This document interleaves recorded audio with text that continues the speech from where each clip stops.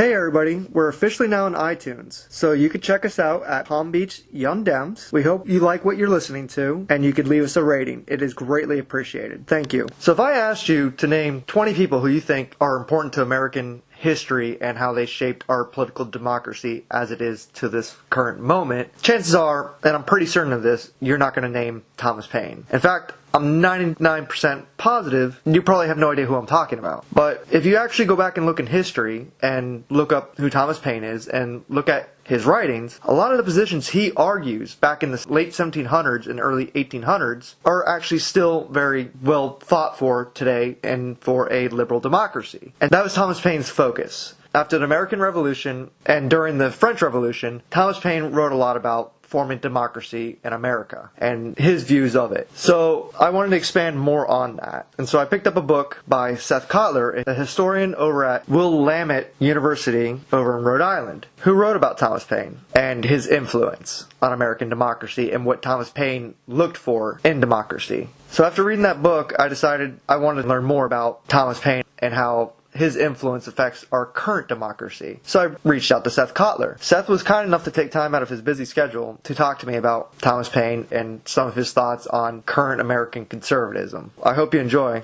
Thank you. You're a professor of history over at Willamette University over in Salem, Oregon. What made you get interested in history? Yeah, that's a long story. I grew up in the same town as my grandfather grew up in this small town in central Pennsylvania. So I spent a lot of time in my grandparents' house growing up, and they had about 3 generations worth of high school yearbooks from the high school that I ended up attending, starting from the 1920s up through the 1960s when my mom and aunt and uncle graduated. So whenever I was a little kid, I would just spend hours poring over these old yearbooks in my grandparents' house, just fascinated by the hairstyles and the strange things that people would write in each other's yearbooks and so on. So growing up in this place where my family had such a long history, the buildings were the same. For example, I could stand in the same hallway that there was a picture of my grandfather when he was the same age that I was, when he went to the same school. So I always had a real sense of the passage of time and how significant it is, but both sort of how different that past was that I saw in those yearbooks and in those pictures, but also I knew all those people as well and knew their descendants. So it was that combination of familiarity and foreignness that was always really compelling to me.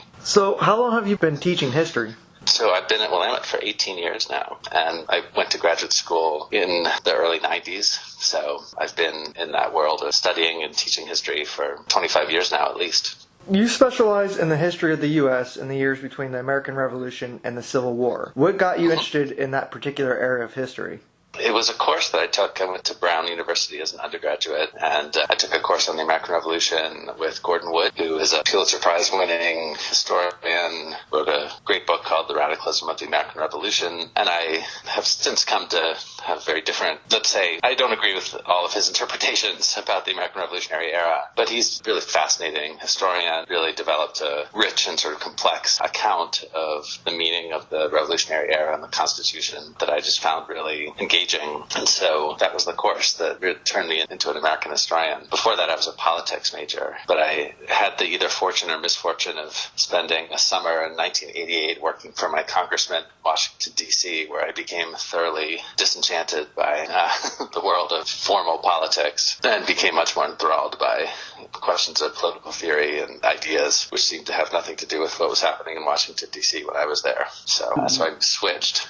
If you don't mind me asking, what congressman did you actually work for? It was Jack Murtha, who was a Democrat who represented central Pennsylvania. And he was a pretty conservative Democrat, sort of socially conservative, very much a war hawk. But in that era, that part of Pennsylvania was very heavily unionized because it was a coal mining, sort of steel producing region. That was before all the coal mines shut down. Yeah, so in that sense, he was a kind of old school Democrat. I might as well just sort of tell you the story.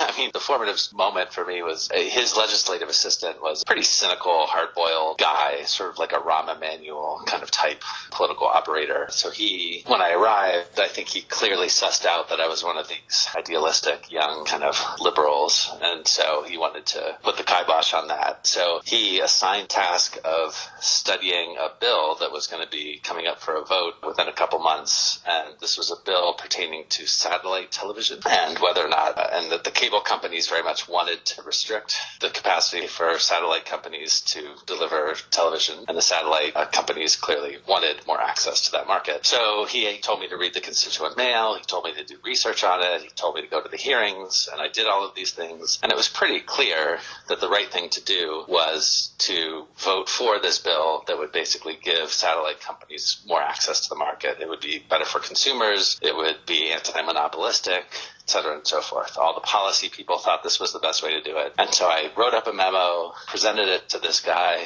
and he said, yeah, you did a good job, a really convincing argument, but that's not how the congressman's going to vote. And my face kind of dropped, and I was like, oh, okay, but why not? He gave me some long explanation. I can't remember what it was, that, this bill was being sponsored by someone who voted for something that our congressman wanted, and so he's going to trade his vote for this. And yeah, it's not a big deal, though, because the consumers won't really care that much. And so it was just this incredibly, cynical moment for me. I'm sure he lauded me for the mark that I was and taught me what he hoped would be an important lesson, which is that doing the right thing often has nothing to do with what happens in Washington, D.C.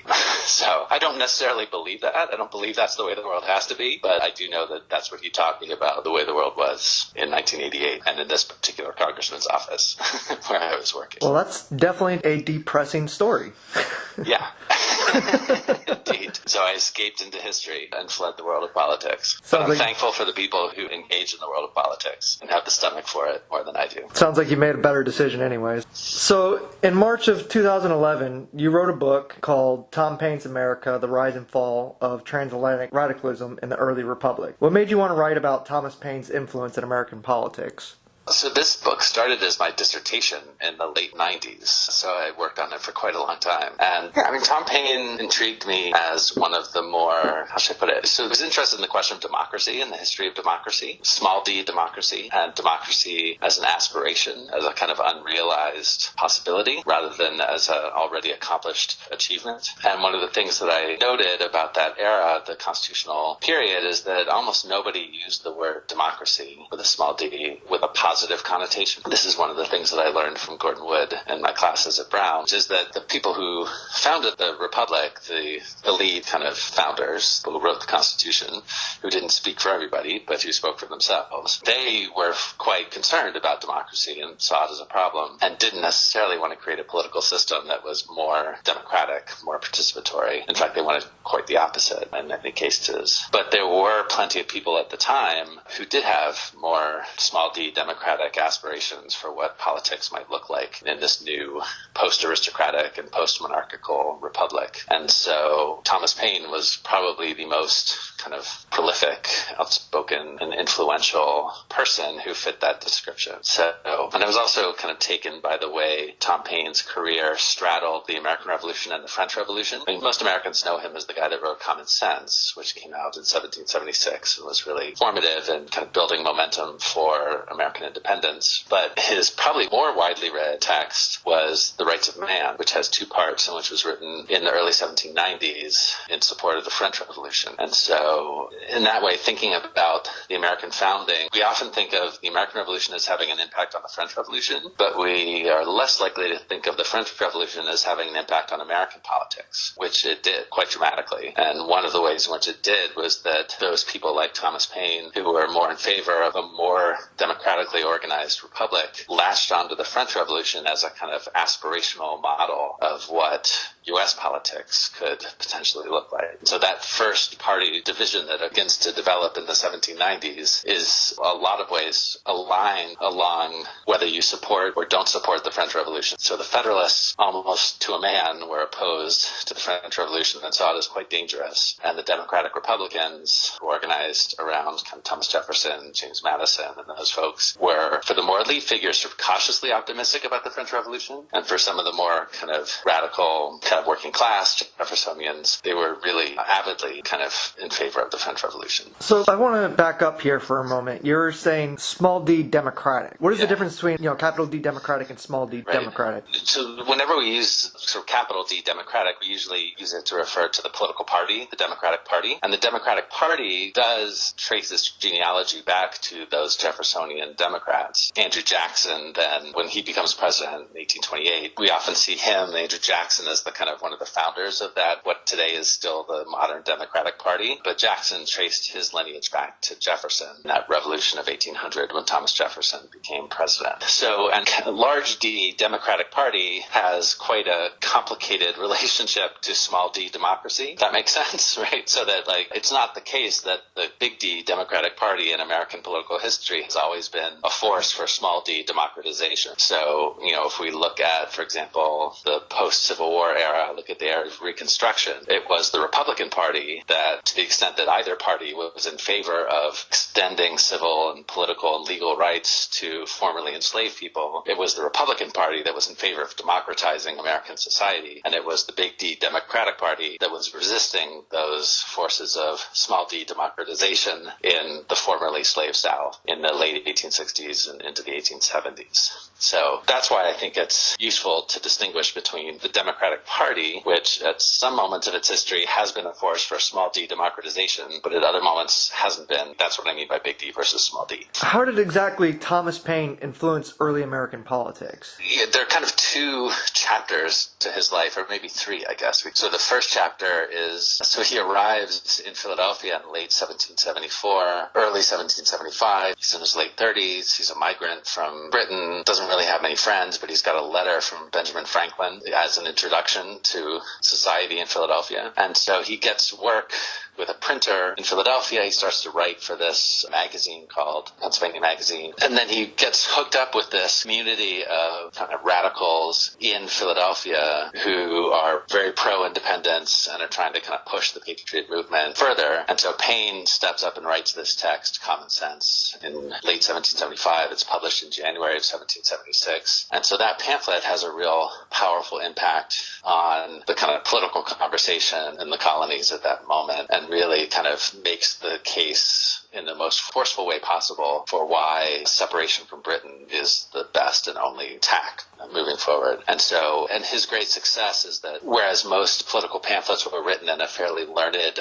pretty turgid kind of style, Paine, as a kind of working class guy himself, was able to kind of communicate in a political language that had the whiff of the tavern more than the library or the college seminar table. And so he was able to kind of translate complicated political ideas into a language that was accessible to a large number of people. So that's really his first moment. And then he worked as a propagandist, basically, for the Patriot cause. He wrote the Crisis Papers in 1777. But by the end of the war, he was kind of at sea, wasn't really clear what his position was going to be in the new nation. And so in 1787, he decides to go back to England. And so he departs the U.S., goes back to England, and ironically enough, he actually stays with Edmund Burke, who is often regarded as the founder of modern conservatism. And it was Edmund Burke's Reflections on the Revolution in France, a very critical take on the French Revolution, which Paine then wrote in opposition to with The Rights of Man. But when Paine first got to England, Edmund Burke was thought of as this champion of the American cause, which he was, and as a fellow kind of Enlightenment liberal. So Paine goes back to England, hangs out with Edmund Burke for a while, and he's mostly there working on a bridge. He had designed a bridge, which he wanted to try to get built across the Thames. Paine was sort of one of these like jack of all trades kind of inventor, polymath types. He mostly went back to England to try to build a bridge. And then the French Revolution happened, and Edmund Burke wrote his pamphlet, and Thomas Paine wrote his response, and then he was kind of skyrocketed back into international fame. And so that's how he then re-enters American politics in the 1790s, which is that his Rights of Man, and actually, so there's an interesting story about how this happens.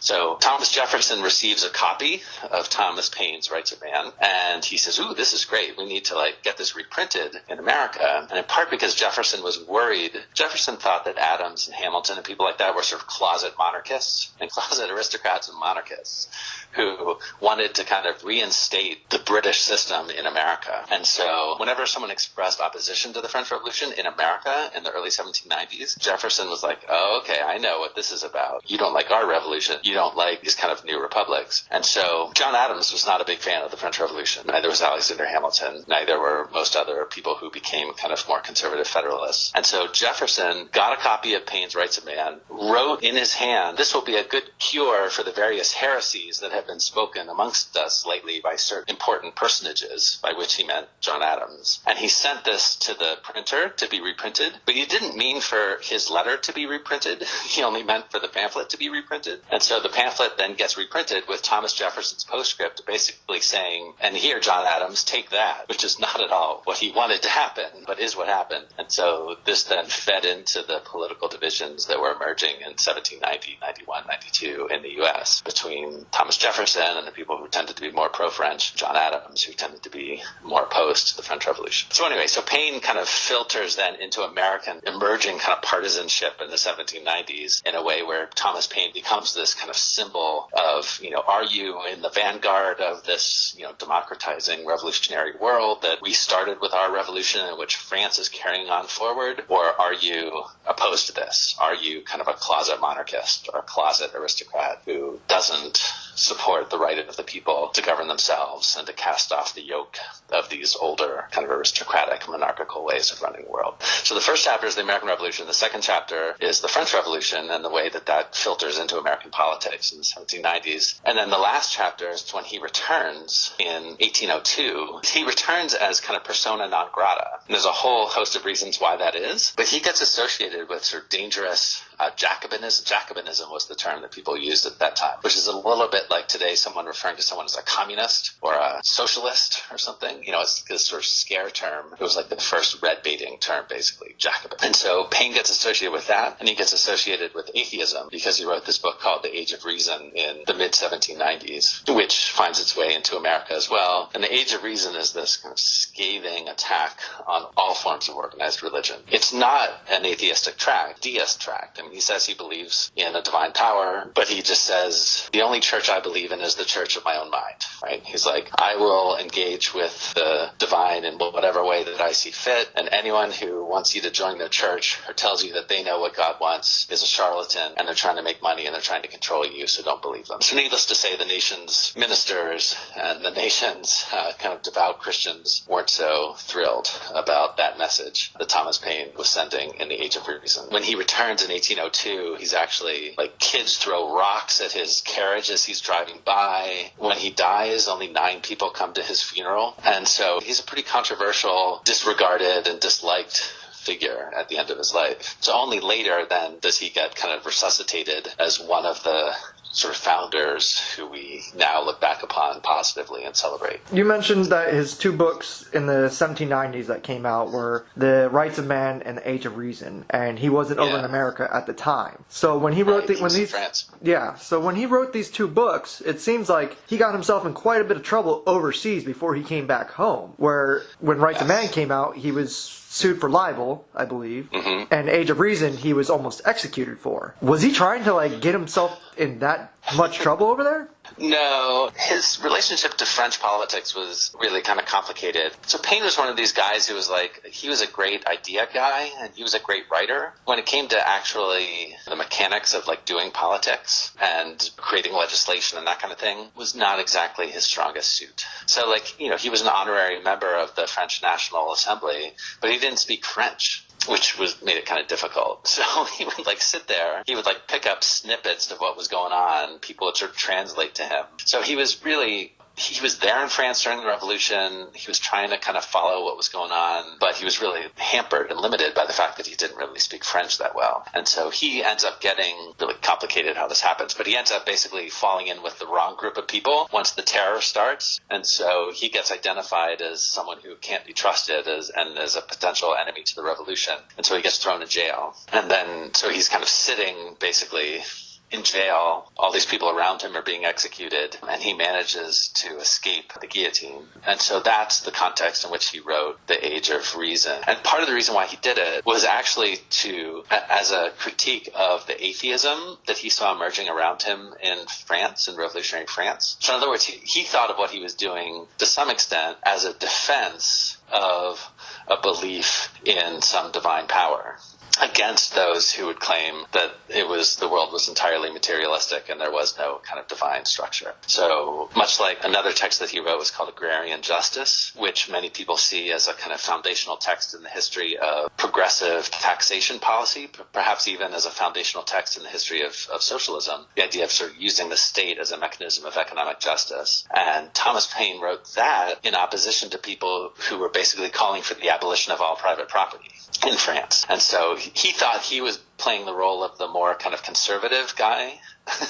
But I think you sort of think of Paine as someone who's a kind of center-left figure in the context of a revolutionary age where many people were kind of moving even sort of further to the left than he was. You mentioned how he escaped the guillotine. Now, if I'm not mistaken, the reason why he escaped the guillotine was because as the guard was going to mark the cells that were of the prisoners to be executed, the guard was supposed to mark the outside, but his jail cell was open at the time, so the guard marked the inside, which helped him escape. Yeah, the reason why I didn't tell that story, that's the generally accepted kind of story as to how he escaped. I was just at a conference recently, and I heard someone kind of suggest that maybe that story isn't true, but I didn't get the full story behind it, so I don't know. So yes, that was generally the way we think of the explanation for why Thomas Paine ended up avoiding the guillotine, that it was just basically luck that his door happened to be open. But I don't know, we'll see. I've heard, but I haven't been able to track it down. I've heard that there are some people who have now found evidence that perhaps that's not an accurate story. So there's two things that really stuck out to me out of everything in your book. What I found interesting was how you open your book about how most European travelers in the 1790s that were coming to America, they expressed their annoyance that the Americans they encountered were obsessive newspaper readers and pamphlet readers, and all they did was talk about politics all day. And you went in and looked at the historical records on voting. It was quite low, and the political parties hadn't exactly formed yet. Right. So what exactly were these people talking about then that was annoying these European travelers? So I think the thing that people mostly picked up on that everybody wanted to talk about was the French Revolution and what was going on in regard to France at that time. And voting is one part of what it means to be political, and an essential and important dimension of what it means to be political. But in the context of the late 18th century, voting hadn't yet come to occupy the same central place in how people thought of politics as it does now. So like, for example, very few elections were actually meaningfully contested in that era. Most places did voting by voice vote, not by the kind of silent ballot that we use today, the anonymous ballot.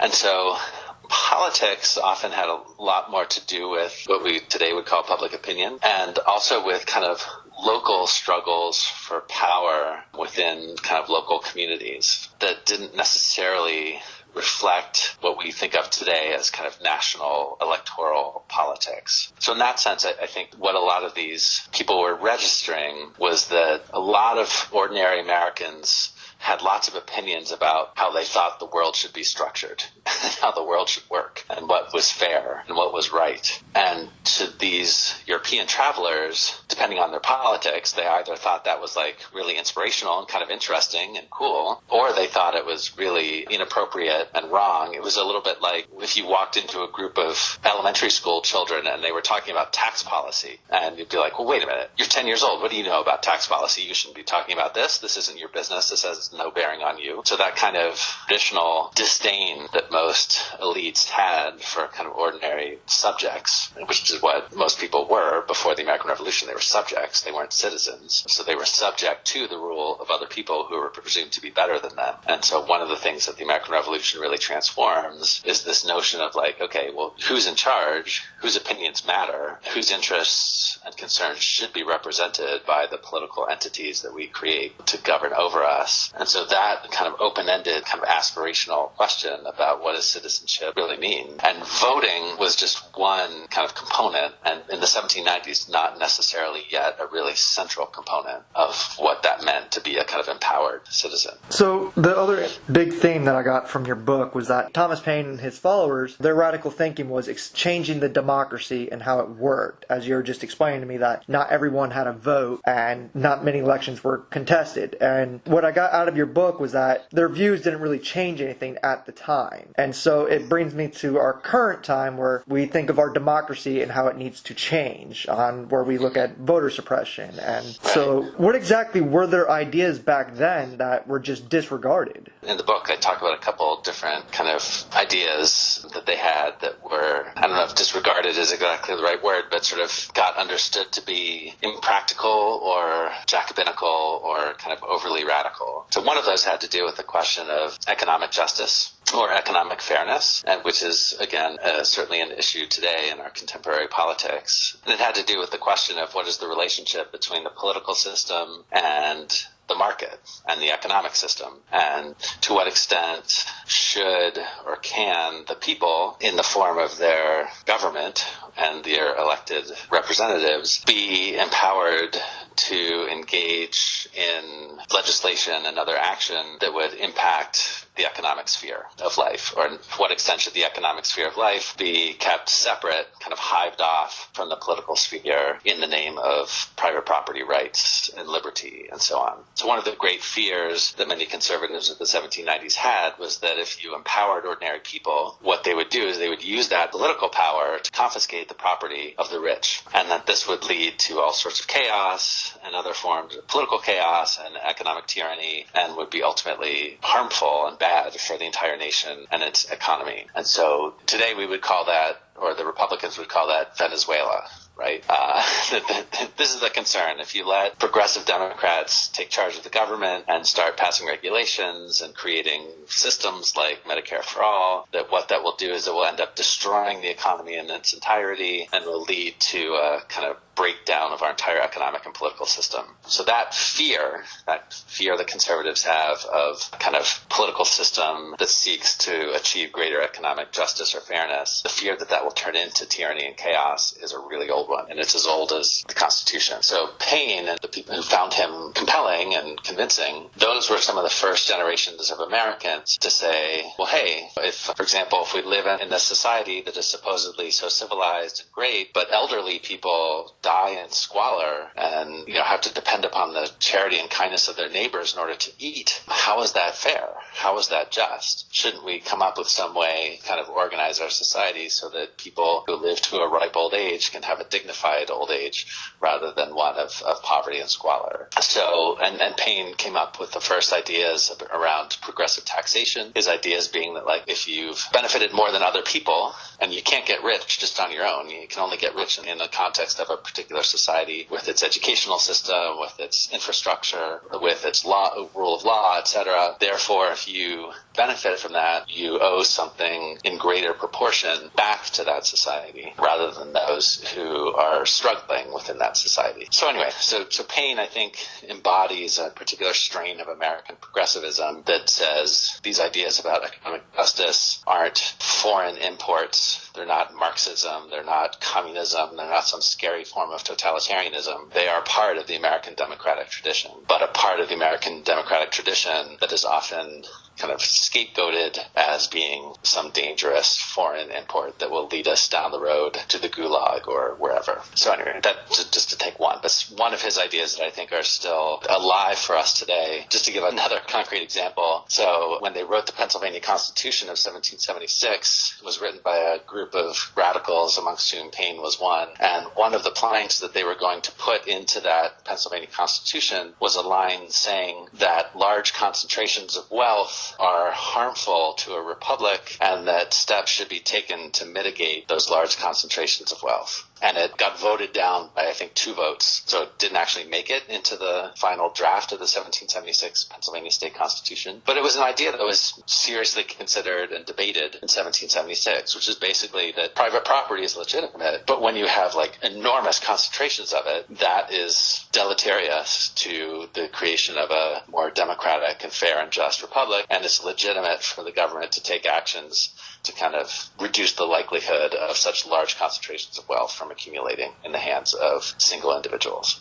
If I'm understanding this correctly, what you're explaining to me with Thomas Paine's views on a radical government for back then was that the government would be involved in economic justice for all, that it would take the distribution of wealth and distribute it to all to make it more fair for society. Yeah. So, for example, one of his ideas that he had in agrarian justice was the idea that you would create an estate tax, basically. So when people died, that a large chunk of their estates would go back into the common pool, and that you would create a system where everybody, when they reached the age of 18, men and women, and he was only writing about this in the context of Britain, but a lot of Americans kind of picked up on it and saw this as a compelling idea, that you would take the money that you got from the estate tax, so you would take money basically from rich people who pass away, and you would give it to everyone. So every 18-year-old would receive a lump sum that I believe in agrarian justice was about £50, which was a pretty good chunk of money in the 18th century. And basically the idea was that someone could use that as a down payment for a plot of land. They could use that as a down payment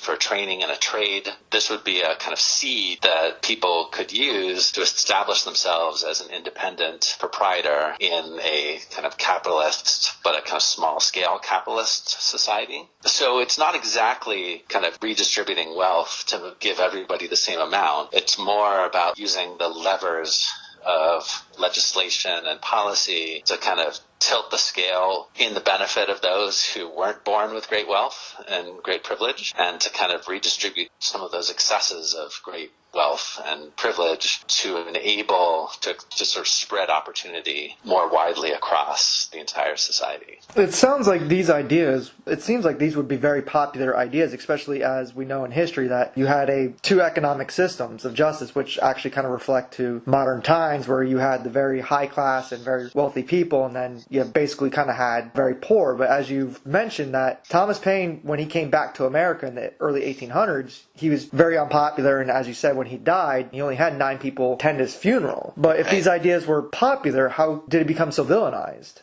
Right. The religious piece had a lot to do with it. Because if you remember, the late 1790s, early 1800s is the beginnings of what we think of as the Second Great Awakening, with these kind of religious revivals. And so ideas like his about the silliness. The other thing that he did at Age of Reason, the second part, is just basically a line-by-line dismantling. It's basically a subtweet of the Bible. He just basically went through the Bible and made fun of it and how stupid he thought it was, and how you had to be an idiot to believe anything that was in the Bible. So needless to say, that didn't make him super popular with a lot of people. Historians have estimated that maybe only 20 to 30% of Americans were kind of regular churchgoers or were kind of church members in the late 18th century. But that said, a lot of people were nominally Christian, right? The Bible was one of the most common books that people would own and that would be found in people's houses. So I think that piece of it. And the other part that is important is that in the late 1790s, so this is the era of the Alien and Sedition Acts of 1798, when people were afraid that we were going to war with France. And this is actually the birth of the Illuminati conspiracy in America, is that in the late 1790s, Thomas Paine got associated with this nefarious, atheistic conspiracy to undermine all the churches and everything that was good in America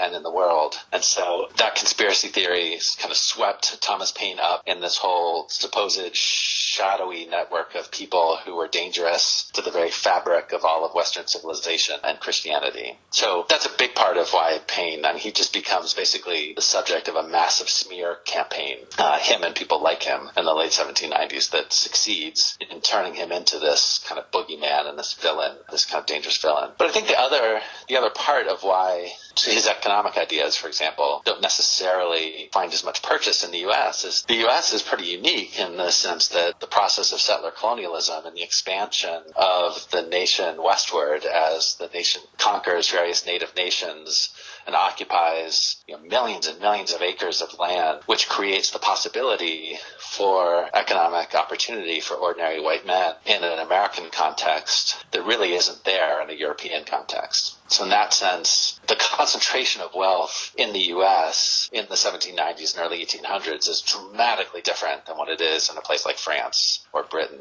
for example. So in that sense, just the nature of the economic dynamics at play in the late 18th and early 19th century in the U.S. are quite different. It sounds like from your explanation was that it's not that his ideas were unpopular, it's that he went after the Bible and criticized it, which made him unpopular, so it gave them a target to go after him for. Right. So I want to fast forward to modern times. So again, we're talking about these ideas of distribution of wealth and how it was unequal back then, and his ideas was to make it more equal. And now we're facing, in my opinion, a second Gilded Age, where wealth is, I believe the expression is socialism for the top and capitalism for the bottom. Right. So why do you think it's taken so long for these ideas to gain popularity again? I don't know. I mean, we'll see what happens. I don't know that they've necessarily gained a ton of popularity. There's a great book by a guy named Harvey Kay. I think it's called Thomas Paine and the Promise of America, where he basically traces the ebbs and flows of Thomas Paine's popularity over time. And so it's actually in the Gilded Age, in the late 19th century, that a guy named Moncure Conway, who is a kind of abolitionist and kind of radical Unitarian progressive in the late 19th century, kind of resuscitates Thomas Paine's memory and brings him back into public consciousness. It's also worth noting that in the 1940s, a guy named Howard Fast wrote a novel about Tom Paine that was incredibly popular. And Howard Fast was one of these kind of popular front American progressives, quasi-socialists. And then Thomas Paine's, one of the first major collections of his writings was edited by Philip Foner, who was also a communist, American communist, writing in the late 1940s, 1950s, who was actually the uncle of Eric Foner, one of the great kind of American historians of our current age. So in that sense, these ideas, these kind of vaguely progressive ideas that we could see in someone like Eugene Debs in the early 20th century, you can sort of see in the New Deal coalition and the progressive ideas of the 1930s and 1940s. So that it's not like they ever totally went away. They were always there. So in the 1830s, for example, 1830s, 1840s, there's this resurgence of working men's organizations. Thomas Skidmore, probably the most famous person in that group. And Thomas Skidmore was a big fan of Thomas Paine and wrote a book that was very much inspired by Paine's economic ideas. So looking at it historically, these ideas are always there in the American kind of political imagination. They're always there. Sometimes they're more prominent, more elevated in the discourse than at other moments. And so, I think it'll be interesting to see, as people like the kind of more progressive folks who just got elected into the House of Representatives for the Democrats, or someone like Sherrod Brown, for example, these folks who tend to be more economically populist as Democrats, whether these ideas will sort of come back. And the conservatives will always try to frame them as, dangerous, foreign, Marxist ideas or something. But the origins of them, the roots of them, Karl Marx wasn't even born yet when Thomas Paine was writing what he was writing in the late 18th century. So it's a rhetorical strategy to kind of take these ideas about economic justice and fairness and define them as something that's somehow un-American. So early on when we started this, we talked about small d democracy and how both parties have had a history with promoting this small d democracy and being against small d democracy. And we've seen the parties shift. And a common thing that's kind of noticed in today's society is that ever since the Civil Rights Movement, where the Civil Rights Act and the Voting Rights Act were passed, the Republican Party has gone against small d democracy. In fact, I believe the common theme among them now is that they believe that a majority should not rule. It should be minority ruled. Why do you think that is? Why has their vision changed that? That's a big question. I mean, so I think most historians would say that the real shift, that's a long story, from Reconstruction to the present. But I mean, a key moment is in the 1960s, basically in the response to the Civil Rights Movement, where the Republican Party, which had historically drawn large numbers of black voters because of they were the party of Lincoln. And even into the 1950s and early 1960s, something like 30 to 40% of black voters in the places where they had access to the vote would vote for the Republican Party. Starting in the 1960s, there's this kind of massive realignment, and the Republicans start to seek votes in the South, especially from white voters who had historically always voted Democratic because of the Civil War. And so the entire South was basically run by the Democratic Party, but the Democratic Party of the slaveholders rather than the Democratic Party we think of today, the Democratic Party that is a far more diverse and inclusive kind of party. So in the 1960s, Republicans were like, all right, we need to find votes in the South. We will do that by stating our opposition to the Civil Rights Movement. And in doing that, they basically flipped. It took a long time. It wasn't instantaneous. this, but over the course of a couple decades, basically the South flipped from being solidly Democratic to being solidly Republican. And the way that they did that was by appealing to white votes, kind of white racial resentments. And so in the process of doing that, the Republican Party became ever more associated with whiteness.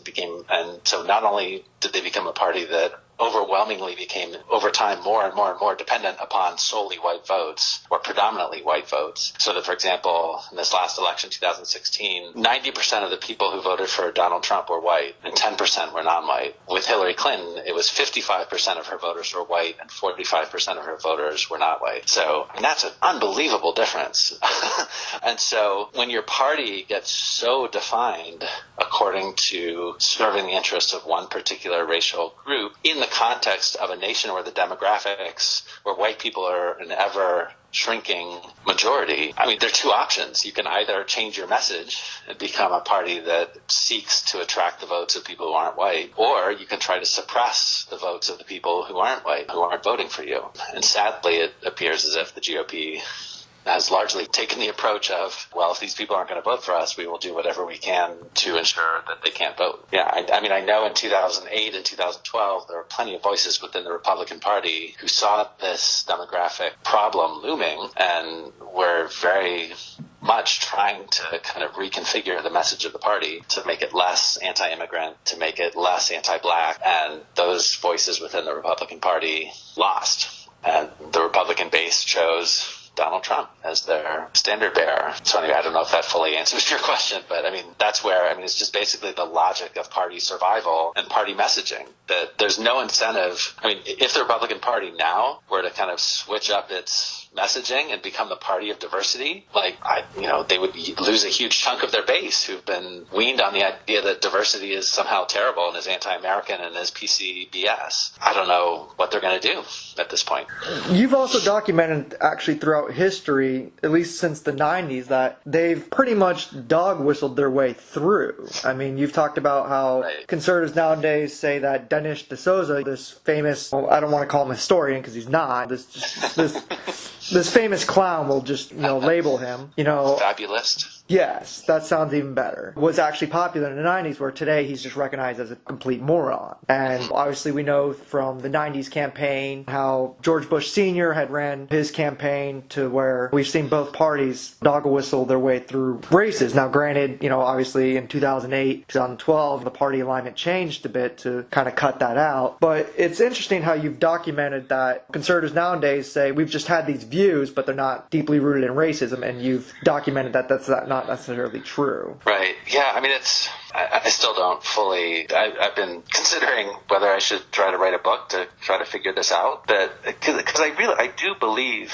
and I knew people who were in this position in the 1990s who voted Republican, were really decent, good people, and were not, in terms of their interpersonal interactions with people on a daily basis, were not racist, would never have consciously owned or avowed a racist understanding of the way the world works, but who nonetheless supported policies that supported kind of structural racism and didn't see that or had no interest in recognizing that, or when confronted with it from critiques from African American people would sort of dismiss them. I'm not articulating this very well, but I mean, there's a way, the difference between thinking of racism as a structure or as a system of power that is embedded in our political and economic systems and is deeply historically rooted, and thinking about racism as something mean that one person does or says to another. And both of those are forms of racism, but the conservatives of the 80s and 90s had zero interest in thinking about eliminating those kind of deeper historically rooted structural systemic forms of racism, and focused almost entirely on eliminating the kind of interpersonal dynamics of racism. Things that we today would just call a crime, right? A hate crime is just a crime when a white person, engages in some kind of racist form of violence against another, for example, the anti-Semitic murders that happened in Pittsburgh, right? That is someone acting out of a racist idea about who people are and committing a crime, which is a murder. But there are deeper structures of racism that shape the American policing system, that shape the American educational system, shape the American economic system, that are far more sort of deeply rooted and intractable, in which the free market just on its own is not going to resolve, is not going to figure out a way to kind of deal with those historically rooted, embedded inequalities. And so that's where, to a great extent, I think conservatives in the 1980s and 1990s were, and that they had no interest in engaging in policy conversation that would be about remedying or reversing some of those historically rooted inequalities and injustices. Rather, they were more interested in just the facade of civility and kindness and niceness, but which beneath it was also this kind of toxic culture of white racial resentment, animosity that like we saw bubble over in the questions of busing, for example, school integration, and around questions of policing and so on. So anyway, I mean, I guess I feel like there's a whole conversation around how does racism work in American political, social, cultural, economic life that progressives have been trying to instigate and engage in for a long time, but especially starting in the 90s and the aughts, and which in many ways to be a conservative meant to define that conversation as a conversation around, quote, political correctness, right? As a conversation that wasn't serious, as a conversation that was just about liberals trying to tell people how to talk, which was a way of disavowing or not engaging seriously with that kind of complex kind of political conversation that people wanted to have. Anyway, as you can tell, my ideas are still kind of forming on that, but I do feel like there is a kind of a refusal to reckon and grapple with the history of slavery, with the history of sexuality, with the history of patriarchy, of gender inequality, all of these various inequalities that are kind of deeply, deeply rooted in American social, cultural, political life, which aren't going to go away anytime soon, can't just be kind of magically evaporated, but which, it seems to me, the people who are, quote, anti-PC, the people who are conservative, want to just ignore or pretend like they're not there, which is why overwhelmingly people who are not white, and overwhelmingly now even women, are kind of voting not for the Republican Party, not for conservatives, because they, I think to some extent, see that party as a party that just wants to pretend like that history doesn't exist and feels like there's no obligation for the present generation to actually move the needle in a different direction. And so I don't know if this is so much the distinction between dog whistling and not dog whistling as much as it's a question of like, do we recognize these historical problems as being compelling, meaningful problems that we have an obligation to kind of confront and engage? Or do we just want to pretend like they're not there and that they'll just kind of go away if we ignore them, on their own? So I'll end it with this. One of the things that I've noticed a lot about conservative policies and politics is that they believe that government shouldn't have a hand in anything and that everything should just be privatized and left to businesses, and businesses will progress us through. But I've seen historians document throughout history that this view really came about mainly because of the civil rights movement, and that they believed anything in the public meant desegregation and moving forward, and that if you kept it in private, they could keep people out they didn't want. And it seems interesting to reflect on modern day conservative policies where you see people like Ben Sasse who love to get on the news and love to write books and talk about how they have all these big ideas, but as you're stating, they don't seem to actually want to engage in their own party's history. So what I find really fascinating about what you've talked about with Thomas Paine and how he believed in a full democracy is that we're trying to reach that now, and it seems that the Republican Party, even as you were saying in 2008 and 2012, as they were again, trying to address the racist issue, seem to just kind of ignore this and just march on and act like Donald Trump is just a blimp. Why do you think they're so invested in just ignoring their own history and not looking for a new path? Right. I think a lot of this has to do with, one of the things that distinguishes a kind of conservative political perspective, and I don't mean this necessarily as a criticism of this, because I think there are legitimate reasons to find this compelling, which is to distinguish between the public realm and the private realm. In other words, to say that we have an investment in keeping certain things private and outside of the sphere and the control and the power of the public sphere or the political sphere. So that, for example, questions of religious faith, that we say we want those to be private. We don't want the state to be able to make determinations around which religions are legitimate and which ones are not, because we have an interest in preserving the liberty of people to believe about the divine what it is that they want to believe. And so therefore, we look at certain religious communities, certain theologies, certain practices as being really kind of problematic, oppressive, unjust. But we might also say, but look, we're going to allow that to exist in the private sphere and not use the mechanisms of the state or political power to try to change that, to force those communities or those people to do something different, because we have a more important interest in preserving the liberties and the freedoms of private individuals to pursue what they want to pursue. So we might decide, for example, in some cases where like a religious tradition says that you have to deny all medical care to your children because you don't believe in modern medicine. And that's a situation where the state has decided, like, okay, hang on, like that child also has rights, and it's part of our duty as the state to protect the rights of that child to live. And so if parents in the name of religion are denying that child health, life-saving medical treatment, it's important for the state to step across that line of privacy to protect that child. So anyways, these are complicated matters of like, where does the line between the public and the private exist, and where should we draw it? I think for conservatives like Ben Sasse, in their eyes, that realm of what is private, what is personal, what is not political is pretty big and pretty large, and so that we have it, and so he wants to constrain the state and the power of the public as much as possible in the name of preserving liberty for individuals.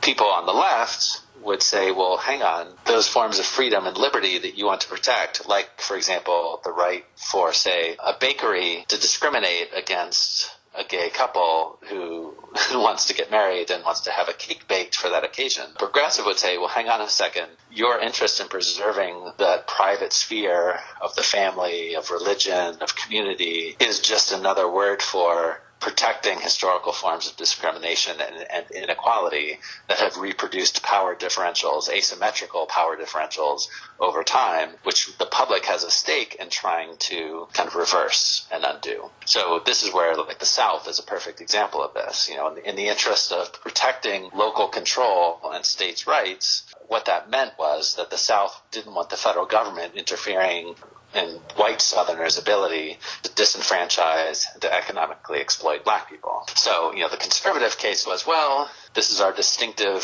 cultural tradition down here, and who are you, the federal government, to come in here and tell us that we need to do things differently? On the flip side, were all of the African Americans living under basically apartheid in the South for decades and generations who weren't willingly agreeing to exist within this supposedly insulated sort of private sphere of racial apartheid, but instead wanted some power to come in and be an ally with them in their struggles to live more kind of dignified, equal, self-fulfilling lives. So I don't know if that's a full answer to your question, but it's like this question of where's the line between the public and the private, and is the private sphere a source of freedom, actualization, and fairness, or is the private sphere frequently a space where politics happens, right? A space where heteronormativity, for example, is enforced. Is the private sphere a space in which racism gets replicated and reproduced? And this is where